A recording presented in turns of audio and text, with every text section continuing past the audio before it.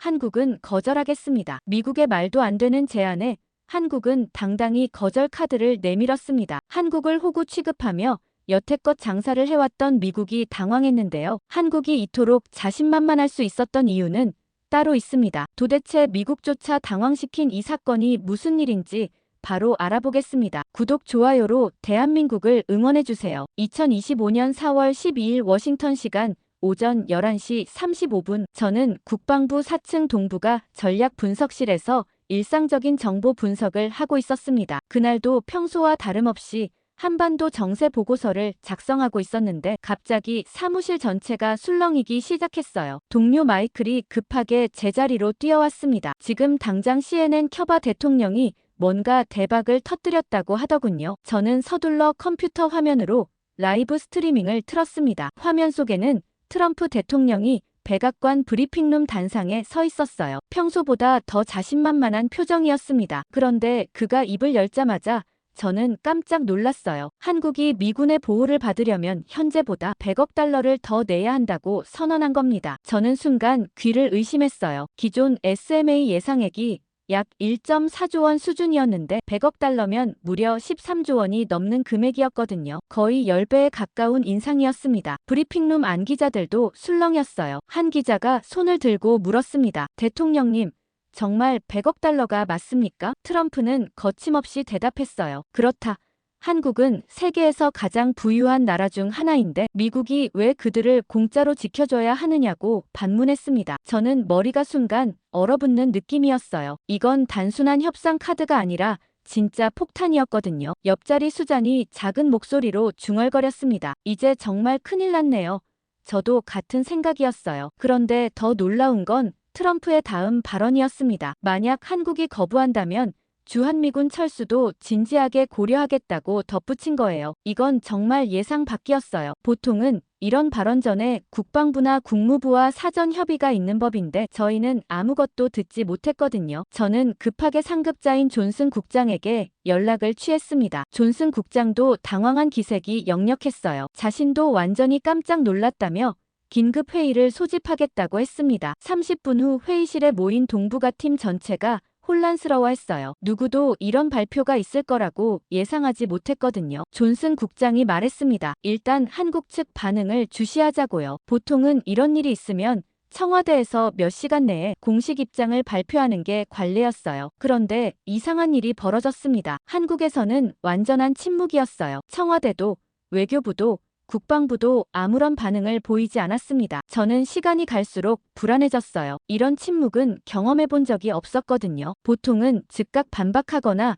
최소한 검토하겠다는 입장이라도 나오는 법인데 말이에요. 점심시간이 지나도 여전히 조용했습니다. 저는 한국 언론 사이트들을 계속 새로 고침했지만 공식 반응은 없었어요. 오히려 한국 언론들은 미국 대통령의 발언을 단순히 전달만 하고 있었습니다. 해석이나 분석도 거의 없었어요. 오후 3시가 되어서야 청와대에서 짧은 브리핑이 있었습니다. 대변인이 나와서 한 말은 고작 이것뿐이었어요. 관련 내용을 면밀히 검토 중이라는 것과 적절한 시점에 입장을 발표하겠다는 것뿐이었습니다. 저는 이런 반응이 더 의아했어요. 평소 한국 정부라면 훨씬 빠르고 구체적으로 대응했을 텐데 말이죠. 그날 저녁 뉴스 시간에도 마찬가지였습니다. 한국의 주요 방송사들은 모두 이 소식을 전했지만 정부 관계자들의 코멘트는 전혀 없었어요. 마치 완전히 침묵으로 일관하기로 결정한 것 같았습니다. 저는 집에 돌아가는 길에도 계속 생각했어요. 이 침묵이 무엇을 의미하는지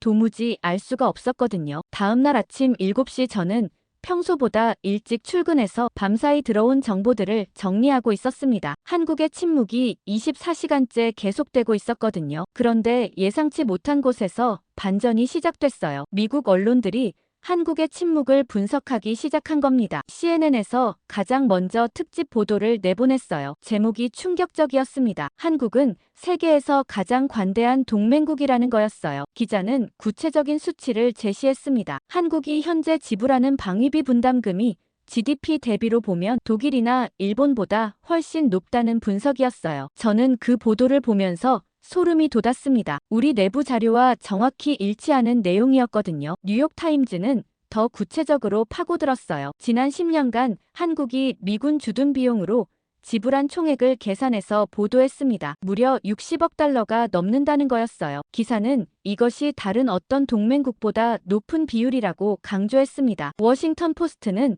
한 걸음 더 나아갔어요. 한국 전쟁 이후 한미동맹의 역사를 되짚으면서 한국이 얼마나 충실한 동맹국이었는지 상세히 분석했습니다. 베트남 전쟁 파병부터 아프가니스탄 파병까지 모든 사례를 열거했어요. 저는 이런 보도들을 보면서 점점 불안해졌습니다. 미국 언론이 한국 편을 들고 있다는 느낌이었거든요. 더욱 놀라운 건 여론조사 결과였어요. CBS에서 긴급 여론조사를 실시했는데 응답자의 67%가 트럼프의 요구가 과도하다고 답했습니다. 오히려 한국에게 고마워해야 한다는 의견이 많았어요. 저는 회의실에서 이 결과를 보고하면서 당황했습니다. 존슨 국장도 심각한 표정을 지었어요. 여론전에서 밀리고 있다는 건 명백했거든요. 그날 오전 10시쯤 더 충격적인 소식이 들려왔습니다. 상원 외교위원회 위원장이 기자회견을 열어서 트럼프의 발언을 공개적으로 비판한 거예요. 한국은 모범적인 동맹국이라며 이런 요구는 동맹 관계를 해친다고 강하게 반발했습니다. 하원에서도 비슷한 반응이 나왔어요. 민주당은 물론이고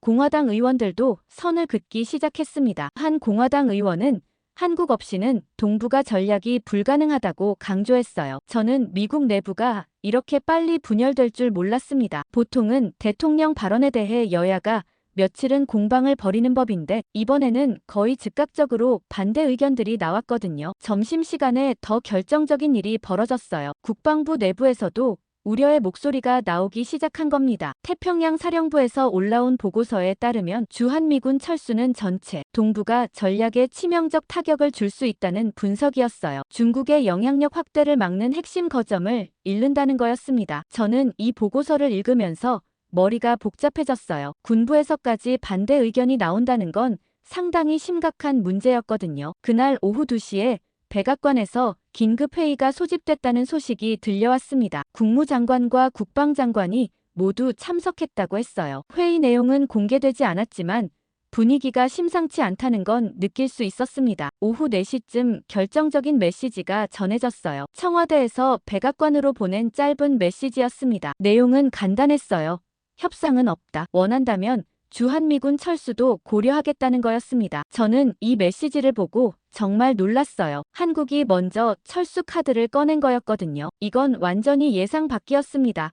회의실 분위기가 순간 얼어붙었어요. 누구도 말을 하지 않았습니다. 존슨 국장이 한참 후에 입을 열었어요. 이제 정말 심각한 상황이라고 했습니다. 한국이 농담하는 게 아니라는 걸 모두가 느꼈어요. 그날 저녁 뉴스에서 이 소식이 보도되자 워싱턴 전체가 술렁였습니다. 한국이 역으로 미국을 압박하고 있다는 분석들이 나오기 시작했어요. 사흘째 되는 날 아침 저는 서울 주재 미국 대사관에서 올라온 긴급 첩보 보고서를 받았습니다. 밤사이 한국 정부 고위층의 움직임이 포착됐다는 내용이었어요. 국방부와 청와대 사이에 수상한 회의들이 연달아 열리고 있다는 거였습니다. 더 구체적인 정보는 오후에 들어왔어요. CIA 서울 지부장이 보낸 보고서였는데 내용을 보고 저는 정말 깜짝 놀랐습니다. 한국이 최근 몇 년간 축적한 방산 수출 실적이 상상 이상이었거든요. K9 자주포가 폴란드에 무려 680문이나 수출됐다는 거였어요. 총 계약 규모가 33억 달러에 달했습니다. 저는 이 숫자를 보고 소름이 돋았어요. 한국이 언제부터 이런 큰 규모의 무기 수출을 했는지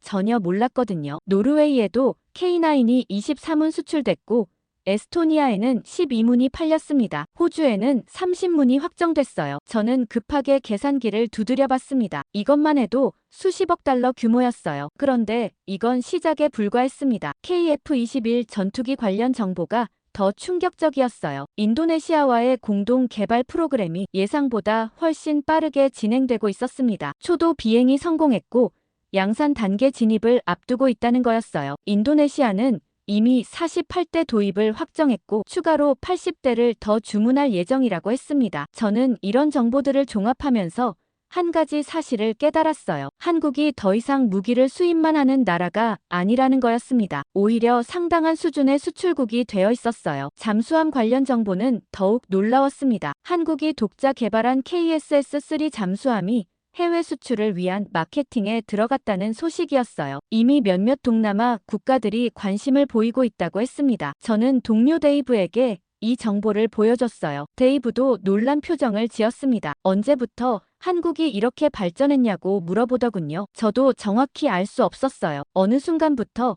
한국의 방산 기술이 급속도로 발전한 것 같았거든요. 오후에 들어온 추가 정보는 더욱 충격적이었습니다. 한국의 방산 수출 목표가 2030년까지 연간 300억 달러라는 거였어요. 현재 80억 달러 수준에서 거의 4배 증가를 목표로 하고 있었습니다. 이건 단순한 목표가 아니라 구체적인 로드맵이 있다는 뜻이었어요. 저는 이런 수치들을 보면서 긴장과 존경이 동시에 느껴졌습니다. 한국이 정말 대단한 일을 해내고 있다는 생각이 들었거든요. 동시에 미국에게는 위협적인 신호이기도 했어요. 한국이 군사적으로 독립할 수 있는 역량을 갖추고 있다는 의미였으니까요. 그날 오후 존슨 국장이 긴급 브리핑을 요청했습니다. 펜타곤 고위층이 참석하는 회의였어요. 저는 수집한 정보들을 정리해서 발표했습니다. 참석자들의 반응이 예상보다 심각했어요. 한 장군은 이런 정보를 왜 진작 파악하지 못했느냐고 따져 물었습니다. 저도 할 말이 없었어요. 우리가 한국의 변화 속도를 완전히 과소평가했다는 게 명백했거든요. 또 다른 분석관이 질문했습니다. 그럼 주한미군이 철수해도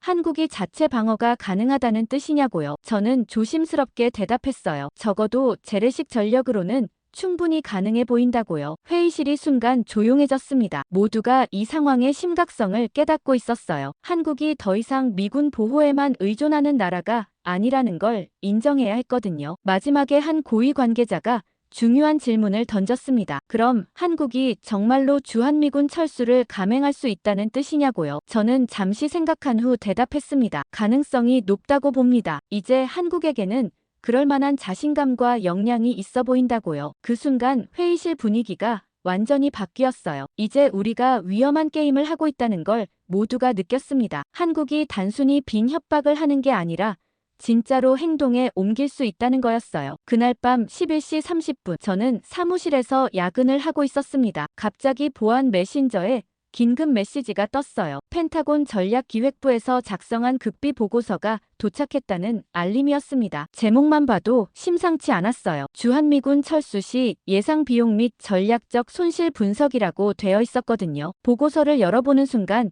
저는 정말 충격을 받았습니다. 첫 번째 항목부터가 엄청났어요. 주한미군 철수 시 태평양 전략 재편을 위해 매년 추가로 50억 달러가 필요하다는 분석이었습니다. 한국에서 100억 달러를 받으려다가 오히려 50억 달러를 더 써야 한다는 아이러니였어요. 더 구체적인 내용들이 이어졌습니다. 일본과 괌의 미군 기지 확장 비용만 200억 달러가 넘었어요. 새로운 항공모함 전단 배치 비용이 150억 달러, 미사일 방어 시스템 재배치가 80억 달러였습니다. 저는 계산기를 두드려봤어요. 총 비용이 무려 430억 달러에 달했습니다. 이건 한국이 10년간 낼 방위비보다 훨씬 큰 금액이었어요. 다음 페이지는 더욱 암울했습니다. 동북아 전략 균열에 관한 분석이었어요. 주한미군이 철수하면 중국의 영향력이 급속도로 확대될 것이라는 예측이었습니다. 대만 해협에서 중국의 행동이 더욱 대담해질 가능성이 높다고 했어요. 북한도 더욱 도발적으로 나올 수 있다는 우려가 제기됐습니다. 미군의 억제력이 약화되면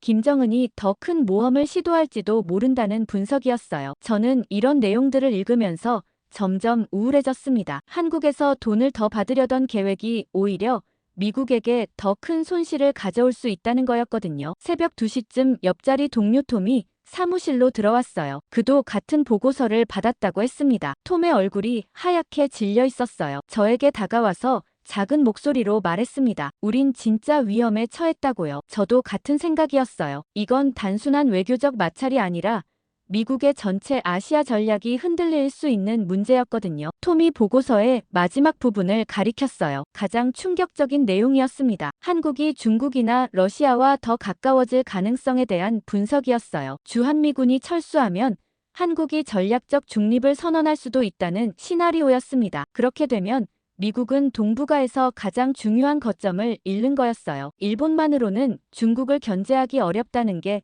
전문가들의 일치된 의견이었습니다. 새벽 3시에 존슨 국장에게서 전화가 왔어요. 그도 보고서를 다 읽었다고 했습니다. 목소리가 많이 지쳐 있었어요. 내일 아침 일찍 백악관에서 긴급 브리핑이 있을 예정이라고 했습니다. 국가안보보좌관이 직접 요청한 회의라고 하더군요. 저는 그날 밤 거의 잠을 못 잤어요. 계속 보고서 내용이 머릿속을 맴돌았거든요. 특히 중국 관련 부분이 가장 우려스러웠습니다. 만약 한국이 정말로 중립을 선언한다면 동북아 전체의 군사 균형이 완전히 바뀔 수 있었어요. 다음 날 아침 7시 백악관 상황실에서 브리핑이 시작됐습니다. 국가안보보좌관부터 국방장관, 국무장관까지 모든 핵심 인사들이 참석했어요. 분위기가 매우 심각했습니다. 펜타곤 전략기획부장이 보고서 내용을 발표했어요. 수치들이 하나씩 발표될 때마다 참석자들의 표정이 굳어졌습니다. 특히 50억 달러 추가 비용 부분에서는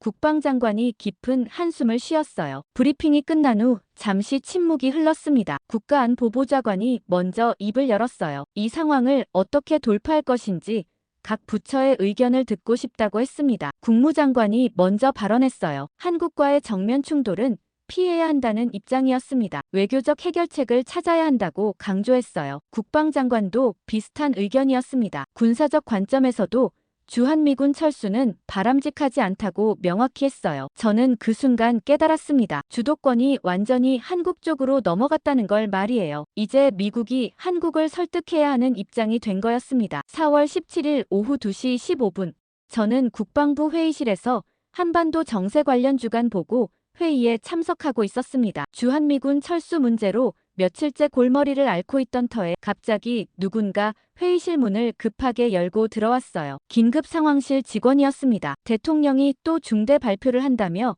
모든 회의를 중단하고 라이브를 시청하라고 했어요. 저는 불길한 예감이 들었습니다. 지난번 100억 달러 폭탄도 모자라서 또 무슨 일을 벌일 작정인지 걱정됐거든요. 화면 속 트럼프는 이번에도 자신만만한 표정이었어요. 그런데 그가 입을 열자마자 회의실 전체가 경악했습니다. 한국산 반도체에 대해 100% 관세를 부과하겠다고 선언한 거예요. 모든 한국산 반도체 제품에 예외 없이 적용한다고 못 박았습니다. 저는 순간 머리가 하얘졌어요. 이건 정말 예상도 못한 카드였거든요. 반도체는 한국의 핵심 수출 품목이자 미국도 절대적으로 의존하고 있는 분야였습니다. 존슨 국장이 급하게 태블릿을 꺼내서 무언가를 검색하기 시작했어요. 저도 마찬가지로 관련 자료를 찾아봤습니다. 한국산 반도체의 미국 시장 점유율이 얼마나 되는지 확인해야 했거든요. 자료를 찾아보니 더욱 놀라웠어요. 삼성과 SK 하이닉스가 미국 메모리 반도체 시장의 70% 이상을 차지하고 있었습니다. 이걸 100% 관세로 막는다는 건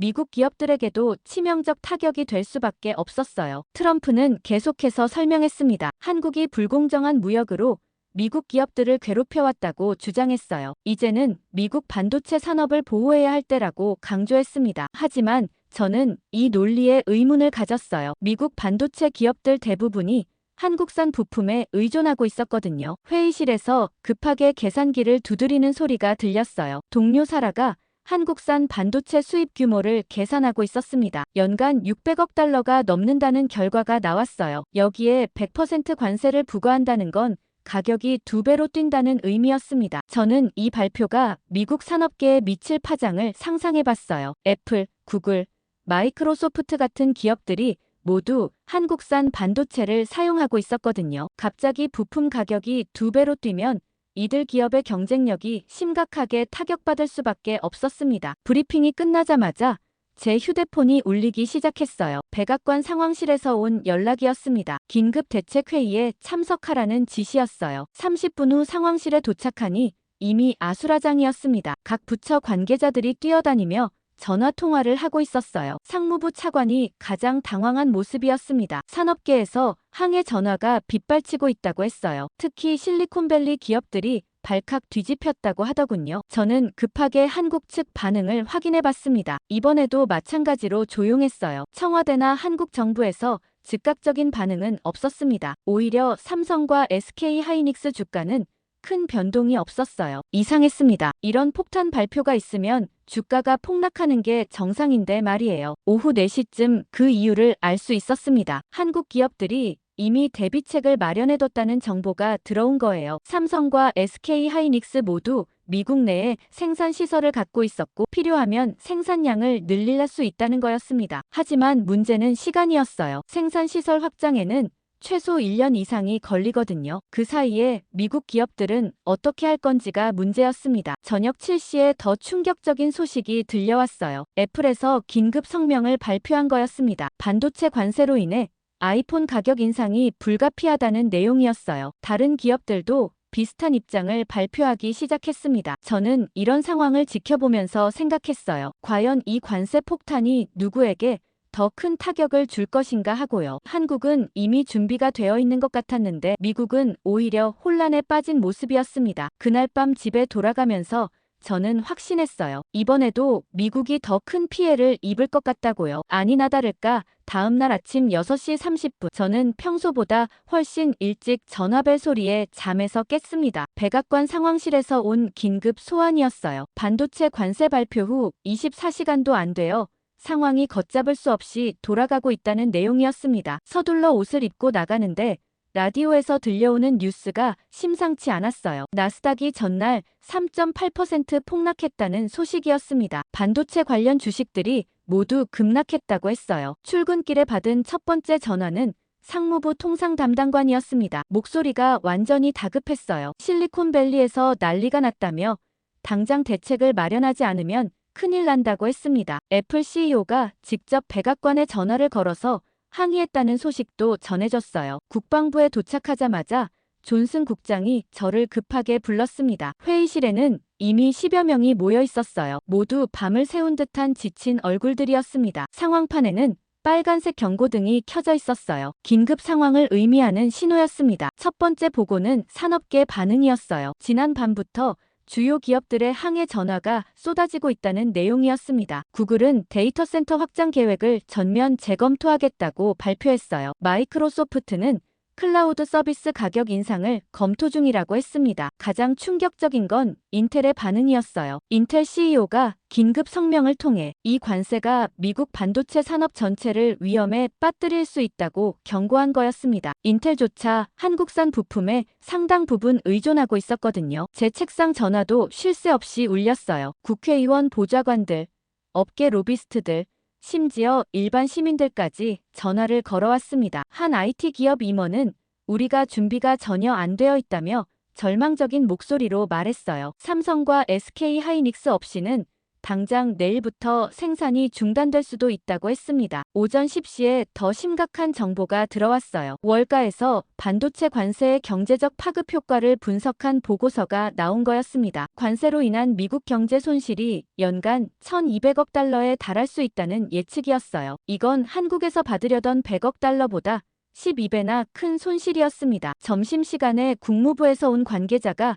더 충격적인 소식을 전해줬어요. 한국 기업들이 이미 대체 시장 확보에 나서고 있다는 정보였습니다. 삼성이 중국과 유럽 기업들과 새로운 공급 계약을 논의하고 있다는 거였어요. SK 하이닉스도 비슷한 움직임을 보이고 있다고 했습니다. 저는 이런 상황을 지켜보면서 한국의 대응이 얼마나 빠른지 놀랐어요. 마치 이런 상황을 미리 예상하고 준비해둔 것 같았거든요. 반면 미국은 완전히 당황한 모습이었습니다. 오후 2시에 백악관에서 긴급 기자회견이 열렸어요. 경제보좌관이 나와서 관세의 필요성을 설명했지만 기자들의 질문은 날카로웠습니다. 한 기자가 물었어요. 미국 기업들이 더 큰 피해를 입는 것 아니냐고요. 경제보좌관은 명확한 답변을 하지 못했습니다. 오후 4시쯤 결정적인 전화가 걸려왔어요. 삼성 미국 법인에서 온 연락이었습니다. 텍사스와 애리조나 공장의 생산량 조정을 검토하고 있다는 내용이었어요. 관세 정책이 계속되면 미국 내 투자 계획도 재검토해야 한다고 했습니다. 이건 정말 예상 밖이었어요. 한국 기업들이 오히려 미국을 압박하고 있다는 느낌이었거든요. 그날 저녁 뉴스에서 더 충격적인 소식이 나왔습니다. 유럽연합이 한국과 반도체 협력 확대를 논의하고 있다는 보도였어요. 중국도 한국산 반도체 수입을 늘리겠다고 발표했습니다. 한국이 미국 시장을 잃어도 다른 시장으로 빠르게 전환하고 있는 모습이었어요. 집에 돌아가는 길에 저는 생각했습니다. 과연 이 관세 폭탄이 누구에게 더 큰 타격을 주고 있는가 하고요. 한국은 침착하게 대응하고 있는데 미국은 혼란에 빠져 있었습니다. 이 상황에서 진짜 위험에 처한 건 누구인지 점점 분명해지고 있었어요. 반도체 관세 발표 3일째 되는 금요일 오후, 저는 사무실에서 각국 반응을 정리하고 있었습니다. 그런데 오후 3시쯤 제 직통 전화가 울렸어요. 발신자를 확인해 보니 상원 외교위원회 소속 공화당 의원 보좌관이었습니다. 평소에는 공식 채널을 통해서만 연락하는 사람이었는데 직접 전화를 건 게 이상했어요. 전화를 받자마자 상대방의 목소리 톤이 심상치 않았습니다. 안녕하세요, 존슨 분석관님. 죄송한데 급하게 확인하고 싶은 게 있어서요. 목소리에 긴장감이 역력했어요. 저는 무엇을 도와드릴까요? 라고 정중하게 대답했습니다. 보좌관이 조심스럽게 말을 꺼냈어요. 한국 상황이 정말 심각한 건가요? 의원님이 계속 물어보시는데 정확한 정보를 알고 싶어서요. 저는 어떤 부분이 궁금하신지 구체적으로 말씀해달라고 했습니다. 그러자 보좌관이 더 직접적으로 물어봤어요. 트럼프 대통령이 정말 농담이 아니었나요? 한국이 실제로 미군 철수를 요구할 수도 있다는 게 사실인가요? 저는 잠시 망설였어요. 이런 내용은 기밀 사항이 많았거든요. 하지만 의회 관계자이니 어느 정도는 공유해야 한다고 생각했습니다. 가능성은 충분히 있다고 신중하게 답변했어요. 한국의 최근 행동들을 보면 단순한 허세가 아닌 것 같다고 덧붙였습니다. 전화 너머로 깊은 한숨 소리가 들렸어요. 보좌관이 말했습니다. 의원님이 정말 걱정하고 계세요. 선거구에 군사 관련 기업들이 많은데 벌써 우려의 목소리가 나오고 있다고요. 저는 이해한다며 공감을 표했습니다. 실제로 주한미군 철수가 현실화되면 미국 군산복합체에도 상당한 타격이 있을 거라고 설명했어요. 보좌관이 더 구체적으로 물어봤습니다. 반도체 관세는 어떤가요? 정말 효과가 있을까요? 이 질문에는 솔직하게 답변했어요. 현재로서는 미국 기업들이 더 큰 피해를 보고 있는 것 같다고요. 한국 기업들은 이미 대안을 찾고 있지만 미국 기업들은 당장 대체제가 없는 상황이라고 설명했습니다. 그러자 보좌관의 목소리가 더욱 절망적으로 변했어요. 그럼 우리가 오히려 불리한 상황에 몰린 건가요? 당신네 대통령이 너무 성급하게 행동한 건 아닌가요? 이런 직접적인 비판은 예상하지 못했어요. 보통 공화당 쪽에서는 대통령을 공개적으로 비판하지 않거든요. 저는 조심스럽게 대답했습니다. 상황이 복잡하다며 한국의 역량을 과소평가했을 가능성이 있다고 했어요. 보좌관이 마지막으로 중요한 질문을 던졌습니다. 앞으로 어떻게 될 것 같나요? 정말 한국과 전면적인 갈등으로 갈 수 있을까요? 저는 잠시 생각한 후 답변했어요. 한국이 계속 침묵을 유지하면서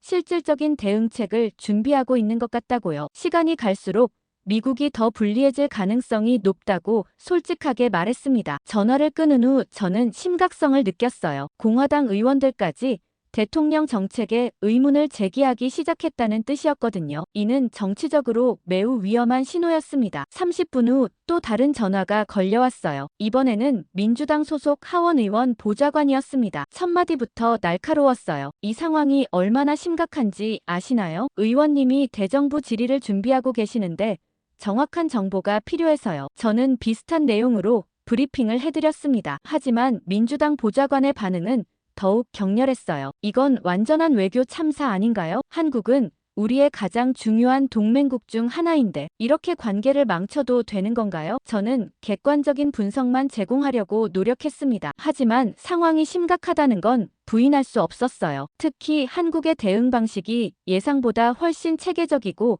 전략적이라고 평가했습니다. 그날 저녁까지 비슷한 전화를 8통이나 더 받았어요. 양당 할 것 없이 모든 의원들이 이 상황을 걱정하고 있었습니다. 두려움과 혼란이 섞인 목소리들이 계속 귀에 맴돌았어요. 집에 돌아가면서 저는 깨달았습니다. 미국 정치권 전체가 흔들리고 있다는 걸 말이에요. 트럼프의 강경책이 오히려 미국을 더 어려운 상황으로 몰아넣고 있었어요. 4월 23일 월요일 오전 9시 저는 국방부에서 받은 긴급 소환장을 들고 백악관 웨스트윙으로 향했습니다. 평소에는 접근하기 어려운 최고위급 회의실에서 대책회의가 열린다는 통보였어요. 보안 검색을 받고 들어가니 이미 핵심 인사들이 모여 있었습니다. 국방장관 오스틴, 국무장관 블링컨, 상무장관 레이몬도까지 모든 주요 장관들이 참석해 있었어요. 분위기가 매우 심각했습니다. 평소 보던 일상적인 회의와는 완전히 달랐거든요. 모두들 표정이 굳어 있었고 대화도 거의 없었습니다. 국가안보보좌관 설리번이 회의를 시작했어요. 지난 일주일간의 상황을 종합해보면 우리가 예상했던 것보다 훨씬 심각한 국면에 접어들었다고 했습니다. 한국의 대응이 단순한 외교적 항해 수준을 넘어서고 있다는 분석이었어요. 첫 번째 발표는 국무부에서 준비한 외교적 파급효과 보고서였습니다. 놀라운 내용들이 쏟아져 나왔어요. 일본이 한미 간 갈등에 대해 깊은 우려를 표명했다는 거였습니다. 호주도 동맹 관계 재검토를 시사했다고 했어요. 가장 충격적인 건 영국의 반응이었습니다. 영국 외무부가 비공식적으로 미국의 접근 방식에 의문을 제기했다는 정보였어요. 전통적인 동맹국들까지 미국을 의심하기 시작한 거였습니다. 국무장관 블링컨이 발언했어요. 목소리에 깊은 우려가 섞여 있었습니다. 한국과의 정면 충돌은 반드시 피해야 한다고 강조했어요. 이미 아시아 전체의 동맹 체계가 흔들리기 시작했다며 더 이상 강경책을 고수하기 어렵다고 판단한다고 했습니다. 다음은 상무부 보고였어요. 반도체 관세의 경제적 파급 효과가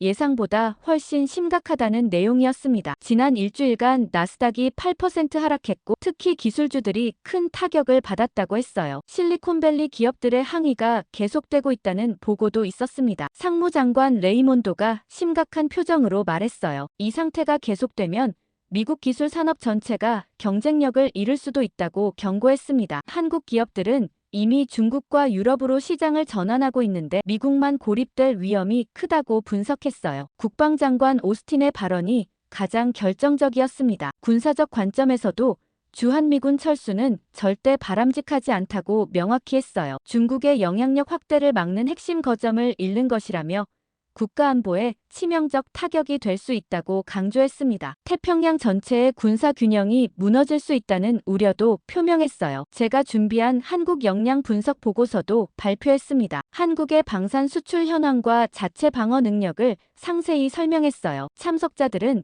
한국이 이미 상당한 수준의 독립적 방어 역량을 갖췄다는 사실에 놀라워했습니다. 특히 K9 자주포와 KF-21 전투기의 수출 성과를 들었을 때는 모두 침묵했어요. 1시간 반에 걸친 보고가 끝난 후 잠시 침묵이 흘렀습니다. 국가안보보좌관이 결론을 요약했어요. 모든 부처의 의견이 일치한다며 한국과의 정면 충돌은 피해야 한다는 결론에 도달했다고 발표했습니다. 이제 어떻게 체면을 살리면서 물러날 것인가가 과제라고 했어요. 마지막에 한 고위 관계자가 중요한 발언을 했습니다. 한국이 이미 게임의 룰을 바꿔놓았다는 인정이었어요. 더 이상 미국이 일방적으로 압박할 수 있는 상대가 아니라는 걸 받아들여야 한다고 했습니다. 회의가 끝나고 나서 저는 복도에서 한 장관과 짧은 대화를 나눴어요. 그분이 조용히 말씀하시더군요. 이제 주도권이 완전히 한국 쪽에 넘어갔다고요. 우리가 한국을 설득해야 하는 입장이 됐다고 인정했습니다. 백악관을 나서면서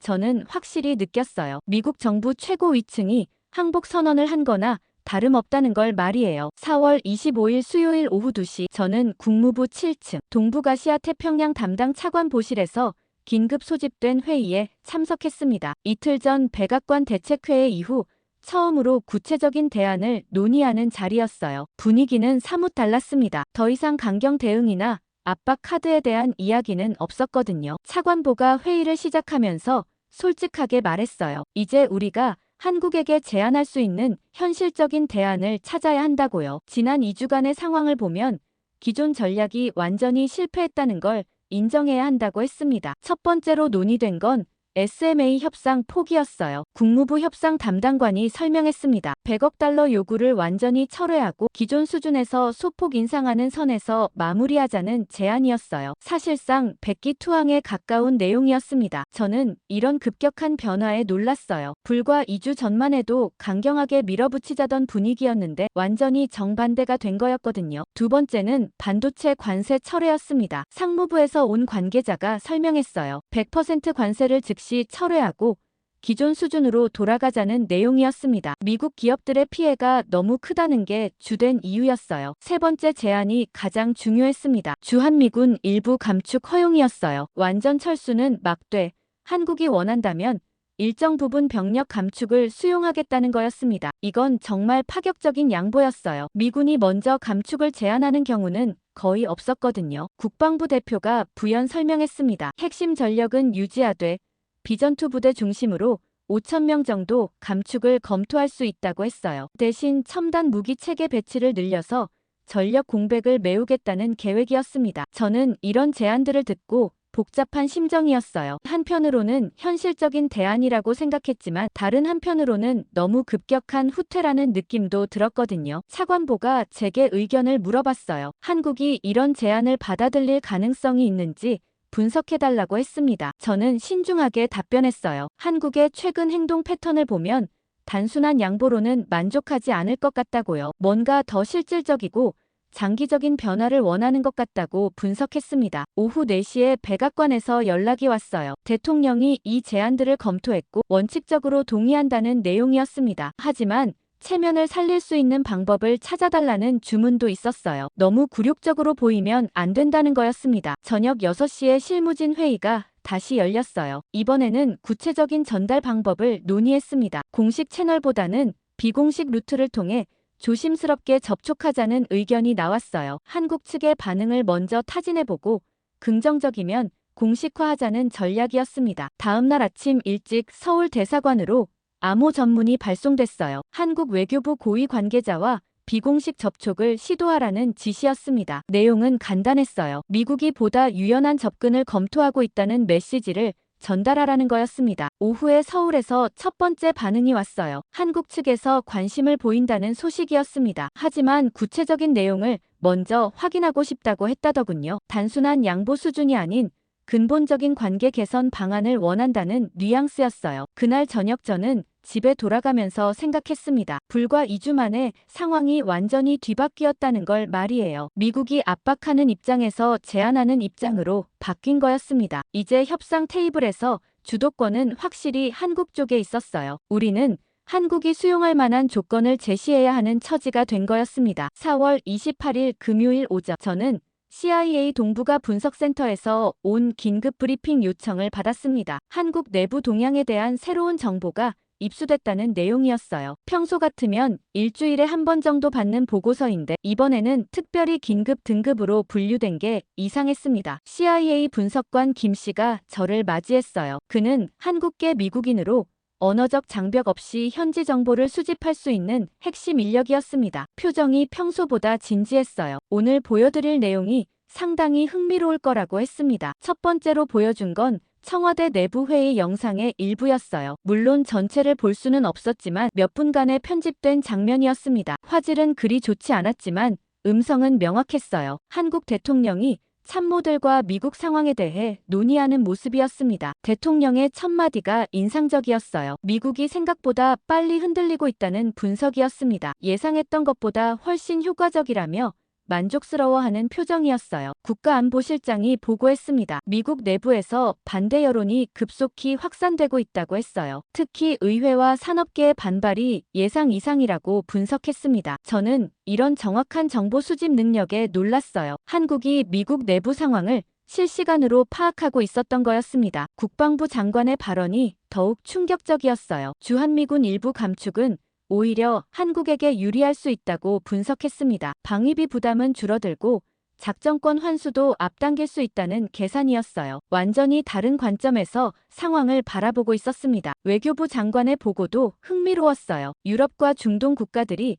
한국의 대응 방식에 큰 관심을 보이고 있다고 했습니다. 작은 나라가 강대국에 맞서는 사례로 주목받고 있다는 분석이었어요. 이는 한국의 국제적 위상 제고에도 도움이 된다고 평가했습니다. 가장 인상 깊었던 건 대통령의 마지막 지시였어요. 절대 먼저 양보하지 말라는 당부였습니다. 미국이 충분히 진정성을 보일 때까지 기다리라고 했어요. 시간은 우리 편이라며 여유로운 모습을 보였습니다. 김 분석관이 두 번째 자료를 보여줬어요. 한국 국방부 내부 전략회의 녹취록 일부였습니다. 여기서는 더욱 구체적인 대응 방안들이 논의되고 있었어요. 방산 수출 확대 전략이 핵심이었습니다. 미국과의 갈등을 기회로 삼아 다른 시장을 적극 개척하겠다는 계획이었어요. 이미 폴란드, 루마니아, 체코 등과 추가 계약을 논의 중이라고 했습니다. 반도체 부문도 마찬가지였어요. 삼성과 SK하이닉스가 중국과 인도 시장 확대에 집중하고 있다는 정보였습니다. 미국 시장 의존도를 줄이고 다변화를 가속화하겠다는 전략이었어요. 저는 이런 체계적인 대응에 감탄했습니다. 한국이 단순히 반발하는 게 아니라 장기적인 전략을 가지고 움직이고 있었거든요. 세 번째 자료는 한국 언론 동향 분석이었어요. 흥미롭게도 한국 언론들이 정부 방침에 대해 매우 긍정적으로 보도하고 있었습니다. 국민 여론도 정부 대응을 지지하는 분위기였어요. 특히 젊은 층에서는 미국에 굴복하지 않는 정부를 자랑스러워한다는 여론조사 결과도 있었습니다. 마지막으로 김 분석관이 종합평가를 해줬어요. 한국이 이번 사태를 완전히 다른 차원에서 접근하고 있다는 분석이었습니다. 단순한 외교 갈등이 아니라 국가 위상 제고의 기회로 보고 있다는 거였어요. 그래서 쉽게 물러서지 않을 것이라고 예측했습니다. 브리핑이 끝난 후 저는 깊은 인상을 받았어요. 한국의 전략적 사고와 실행 능력이 예상보다 훨씬 뛰어났습니다. 냉철하게 상황을 분석하고 장기적 관점에서 대응하고 있었어요. 사무실로 돌아가면서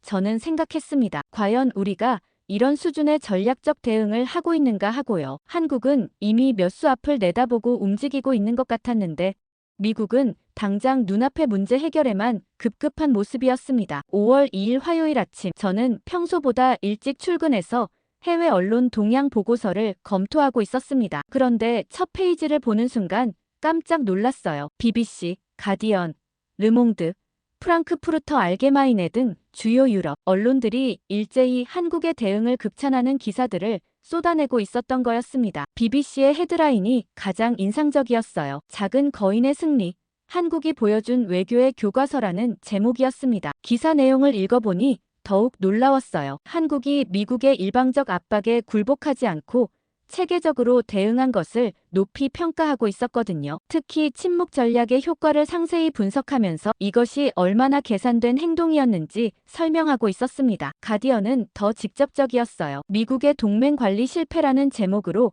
트럼프 행정부를 신랄하게 비판했습니다. 한국 같은 모범적 동맹국을 이런 식으로 대하는 것은 미국 자신에게 손해라고 지적했어요. 동시에 한국의 냉정하고 전략적인 대응을 외교적 성숙함의 표본이라고 평가했습니다. 프랑스 르몽드는 더욱 깊이 있는 분석을 내놨어요. 한국의 이번 대응이 중소국가들에게 새로운 희망을 주고 있다는 관점이었습니다. 강대국의 일방적 압박에 맞서는 방법을 보여준 사례라며 다른 나라들도 연구할 만한 가치가 있다고 했어요. 독일 언론들은 경제적 관점에서 접근했습니다. 한국이 반도체 관세에 대응해서 유럽 시장 확대에 나서고 있다는 소식을 긍정적으로 보도했어요. 독일 기업들도 한국과의 협력 확대를 검토하고 있다는 내용까지 포함되어 있었습니다. 아시아 언론들의 반응은 더욱 뜨거웠어요. 일본 아사히 신문은 한국의 대응을 외교적 걸작이라고 표현했습니다. 평소 한국에 대해 비판적이던 일본 언론치고는 이례적인 평가였어요. 싱가포르 스트레이츠 타임스는 한국이 동남아시아 국가들에게 롤모델이 되고 있다고 분석했습니다. 오전 10시에 더 충격적인 소식이 들어왔어요. 유럽연합 외교정책 담당 대표가 공식 성명을 발표한 거였습니다. 한국의 침착하고 원칙적인 대응을 높이 평가한다는 내용이었어요. 동시에 EU와 한국 간 협력 확대를 적극 검토하겠다고 밝혔습니다. 이건 정말 예상 밖이었어요. EU가 미국과 한국 간 갈등에서 공개적으로 한국 편을 드는 듯한 발언을 한 거였거든요. 점심시간에 더욱 놀라운 소식이 전해졌습니다. 프랑스 대통령이 한국 대통령과 전화 통화를 했다는 뉴스였어요. 통화 내용은 공개되지 않았지만 양국 간 전략적 파트너십 강화를 논의했다고 발표됐습니다. 독일 총리도 비슷한 통화를 예정하고 있다는 후속 보도가 나왔어요. 오후에는 각국 외교관들의 반응을 정리한 보고서가 올라왔습니다. 내용이 정말 충격적이었어요. 워싱턴 주재 각국 대사들이 비공식 모임에서 한국의 대응 전략을 연구 주제로 삼기로 했다는 정보였습니다. 어떻게 작은 나라가 강대국과 대등하게 맞설 수 있는지 배우고 싶다는 거였어요. 저는 이런 보고서들을 읽으면서 착잡한 심정이었습니다. 미국이 외교적으로 완전히 고립되고 있다는 느낌이었거든요. 전통적 동맹국들마저 한국의 손을 들어주고 있었습니다. 가장 결정적인 소식은 저녁에 들어왔어요. 유엔 사무총장이 기자회견에서 이 문제에 대해 언급한 거였습니다. 직접적으로 어느 편을 들지는 않았지만 대화와 상호 존중의 중요성을 강조하면서 한국의 접근 방식을 우회적으로 지지하는 듯한 발언을 했어요. 그날 저녁 뉴스에서는 전 세계 언론들의 반응을 종합 보도했습니다. 압도적으로 한국의 우호적인 논조였어요. 미국에 대해서는 동맹 관리 실패, 일방적 압박 등 비판적 평가가 대부분이었습니다. 저는 집에 돌아가면서 심각하게 생각했어요. 이제 국제 여론까지 한국 편으로 돌아서고 있다는 게 명백했습니다. 미국이 명분에서도 실리에서도 완전히 밀리고 있는 상황이었어요. 더 이상 지체할 시간이 없다는 생각이 들었습니다. 빨리 체면을 살릴 수 있는 방법을 찾지 않으면 정말 돌이킬 수 없는 상황이 올 수도 있었거든요. 5월 8일 월요일 저는 펜타곤에서 주한미 군사령부로 출장 명령을 받았습니다. 현지 상황을 직접 파악하라는 지시였어요. 워싱턴에서 보고서로만 접하던 내용들을 실제 현장에서 확인해 보라는 거였습니다. 인천공항에 도착한 건 현지 시간 오후 3시였어요. 공항에서부터 뭔가 다른 분위기를 느꼈습니다. 한국 출입국 직원들의 표정이 평소보다 차가웠어요. 미국 외교관 여권을 확인할 때도 예전처럼 친근하지 않았습니다. 용산 미군 기지로 향하는 택시 안에서 기사와 대화를 나눴어요. 한국어를 어느 정도 할 수 있어서 간단한 의사소통은 가능했거든요. 기사가 물어봤습니다. 미국에서 오셨나요? 그렇다고 답하자 표정이 묘하게 변했어요. 요즘 미국이 우리나라를 너무 무시하는 것 같다며 불만을 표했습니다. 용산 기지에 도착해서 가장 먼저 느낀 건 분위기의 변화였어요. 평소 한미 간 협력이 활발하던 시절과는 확연히 달랐습니다. 한국군 연락장교들의 표정이 경직되어 있었고 대화도 최소한의 업무적인 내용에만 국한되어 있었어요. 주한미군 사령관과의 면담에서 현실을 직감했습니다. 사령관이 솔직하게 털어놨어요. 지난 몇 주간 한국 측과의 소통이 현저히 줄어들었다고 했습니다. 정례 회의도 연기되고 공동훈련 계획도 재검토 대상이 됐다고 하더군요. 가장 심각한 건 정보 공유 부분이었어요. 한국 측에서 일부 정보 공유를 중단했다는 거였습니다. 북한 관련 정보도 예전만큼 상세하게 제공되지 않고 있다고 했어요. 이는 양국 간 군사 협력의 근간을 흔드는 문제였습니다. 다음 날 오산 공군기지를 방문했습니다. 여기서도 비슷한 상황이었어요. 한국 공군과의 합동훈련이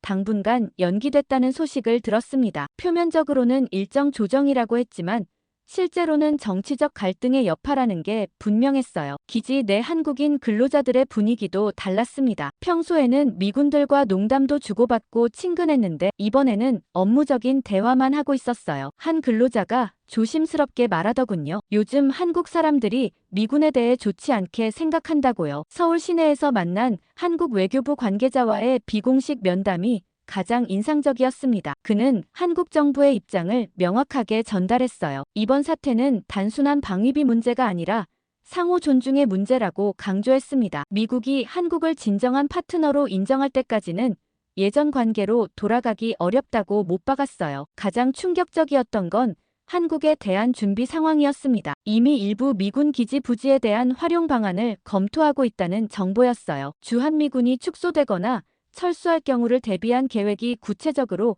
수립되어 있다는 거였습니다. 방산업체들의 반응도 흥미로웠어요. 한국 방위산업체 관계자와 만났는데 오히려 이번 사태를 기회로 보고 있었습니다. 미국 의존도를 줄이고 독자적 기술 개발에 더욱 박차를 가하겠다는 의지를 보였어요. 실제로 여러 프로젝트가 가속화되고 있다고 했습니다. 부산항에서 본 광경도 인상적이었어요. 한국산 무기들이 수출을 위해 선적되는 모습을 직접 봤습니다. K9 자주포들이 폴란드로 향하는 배에 실리고 있었어요. 항만 관계자가 자랑스럽게 설명해줬습니다. 요즘 한국 무기 수출이 급증하고 있다고요. 마지막 날 판문점을 방문했습니다. 여기서 만난 유엔사 관계자가 우려를 표명했어요. 한미 간 갈등이 계속되면 한반도 전체의 안보 구조가 흔들릴 수 있다고 걱정했습니다. 북한이 이 틈을 노릴 가능성도 있다고 경고했어요. 일주일간의 현지 조사를 마치고 워싱턴으로 돌아가는 비행기에서 저는 깊이 생각했습니다. 보고서로만 접하던 내용들이 현실에서는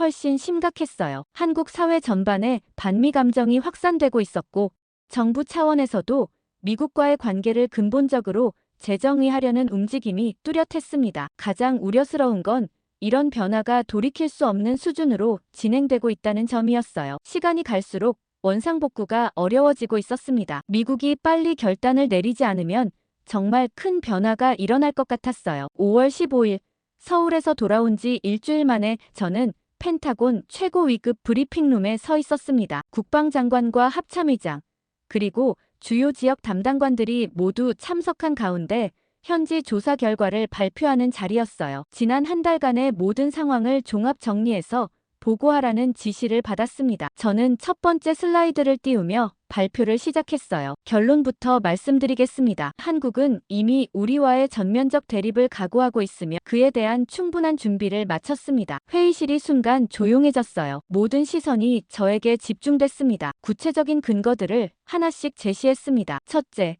한국의 자체 방어 능력이 우리 예상을 훨씬 뛰어넘는다는 점이었어요. 방산 수출 실적과 독자 기술 개발 현황을 상세히 설명했습니다. K9 자주포, KF-21 전투기, KSS-3, 잠수함 등의 성능과 수출 현황을 보여주니 참석자들이 놀라워했어요. 둘째는 경제적 대응 능력이었습니다. 반도체 관세에 대한 한국의 대응을 분석했어요. 삼성과 SK하이닉스가 중국, 유럽 시장으로의 전환을 빠르게 진행하고 있다는 정보를 제공했습니다. 오히려 미국 기업들이 더 큰 타격을 받고 있다는 현실을 수치로 보여줬어요. 셋째는 외교적 고립 상황이었습니다. 국제 언론의 반응과 각국 정부의 입장 변화를 정리해서 발표했어요. 유럽연합, 아시아 주요국들이 모두 한국의 우호적인 반응을 보이고 있다는 점을 강조했습니다. 합참의장이 질문했어요. 그럼 주한미군 철수가 현실적으로 가능하다는 뜻인가요? 저는 신중하게 답변했습니다. 군사적으로는 충분히 가능합니다. 한국이 독자적 방어 능력을 갖추고 있고 오히려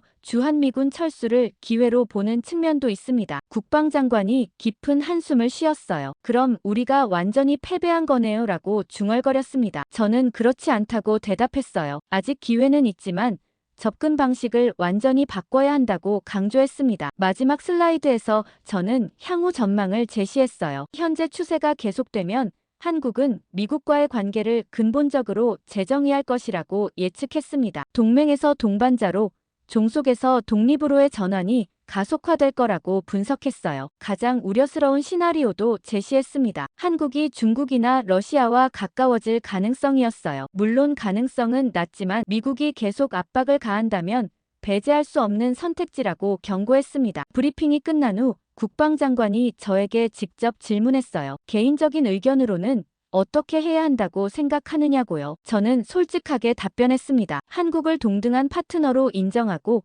상호 이익에 기반한 새로운 관계를 구축해야 합니다. 일방적 압박은 더 이상 통하지 않는다고 강조했어요. 회의가 끝나고 나서 여러 고위 관계자들과 개별적으로 대화를 나눴습니다. 모두가 상황의 심각성을 인정했어요. 특히 한국의 전략적 사고와 실행 능력에 대해 새롭게 평가해야 한다는 의견이 많았습니다. 그날 오후에 백악관에서 연락이 왔어요. 대통령이 제 보고서를 검토했고 정책 방향 전환을 검토하겠다는 내용이었습니다. 구체적인 내용은 며칠 내에 발표될 예정이라고 했어요. 저녁에 집에 돌아가면서 저는 지난 한 달을 되돌아봤습니다. 처음에는 단순한 방위비 협상 문제라고 생각했었어요. 하지만 결과적으로는 동북아 전체의 전략적 균형이 바뀌는 계기가 됐습니다. 한국이라는 나라에 대해서도 완전히 새롭게 인식하게 됐어요. 더 이상 미국의 보호를 받는 약소국이 아니라 독자적 역량을 갖춘 중견국이라는 걸 뼈저리게 느꼈거든요. 그들의 침묵과 인내,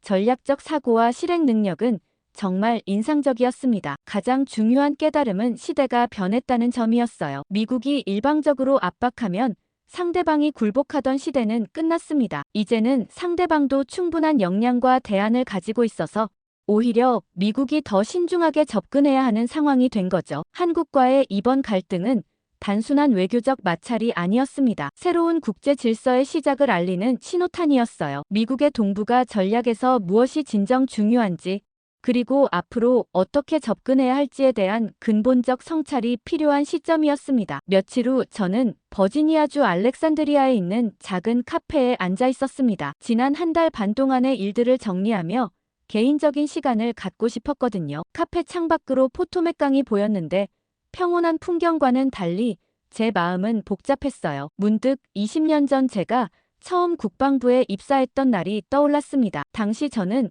28살의 패기 넘치는 젊은 분석관이었어요. 미국이 세계 최강국이고 우리의 모든 동맹국들이 미국의 보호 아래 안전하게 지낼 수 있다고 굳게 믿었었죠. 그때만 해도 한국은 제게 그저 북한을 견제하기 위해 미군이 주둔하는 전략적 요충지 정도로만 여겨졌었어요. 2003년 제가 처음 한국을 방문했을 때의 기억이 생생했습니다. 부산 출장이었는데 당시 한국의 모습은 지금과는 완전히 달랐어요. 미군에 대한 의존도가 높았고 한국 관료들도 미국 정책에 대해 거의 이의를 제기하지 않았었죠. 제가 회의에서 발언하면 모두들 고개를 끄덕이며 동의했었어요. 그런데 이번에 서울에서 만난 한국 관료들은 완전히 달랐습니다. 자신감이 넘쳤고 미국과 대등하게 대화하려는 의지가 확고했어요. 심지어 일부는 미국의 정책에 대해 공개적으로 의문을 제기하기도 했죠. 20년 사이에 이렇게 큰 변화가 일어날 줄은 정말 몰랐어요. 커피를 한 모금 마시며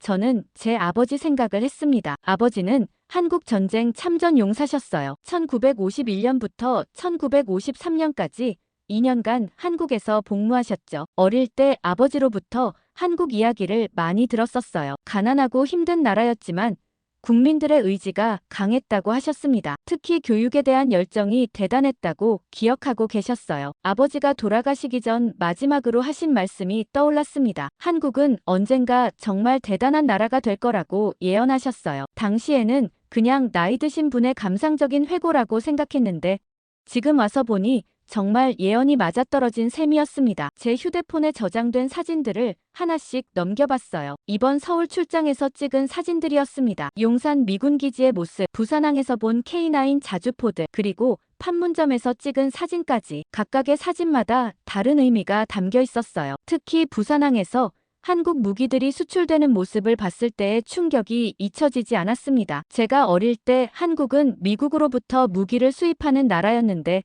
이제는 전 세계에 무기를 수출하는 나라가 되어 있었어요. 개인적으로 가장 인상 깊었던 건 서울에서 만난 한 젊은 한국 외교관이었습니다. 저보다 10살 정도 어린 그 친구가 유창한 영어로 미국의 정책을 조목조목 반박하는 모습을 보며 새로운 세대의 등장을 실감했어요. 그들에게 미국은 더 이상 절대적 존재가 아니었습니다. 협력할 수는 있지만 굴복할 필요는 없는 상대였어요. 제 아내에게도 이런 이야기를 나눴었습니다. 아내는 대학에서 국제정치학을 가르치고 있어서 이론적 관점에서 흥미로워했어요. 작은 나라가 큰 나라에 맞서는 사례 연구로 활용하고 싶다고 하더군요. 학생들에게도 매우 교육적일 거라며 제 경험담을 정리해보라고 권했었습니다. 카페에서 나와 포토맥 강변을 걸으며 저는 앞으로의 미국을 생각했습니다. 이번 한국과의 갈등은 시작에 불과할 수도 있어요. 다른 동맹국들도 점차 독자적 역량을 키워가면서